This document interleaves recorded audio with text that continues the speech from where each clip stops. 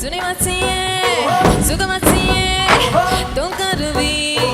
என்னை வாசியே கோல் கொத்தாத பலா ரொக்க கட்டி கால் கொண்டாடும் நிலா மலமேகம் நான் மரங்கொத்தி நீ வனதேசம் நான் அதில் வாசம் நீ 100 கிராம் தான் இடை உனக்கு இங்கு யாரு நான் தான் குடை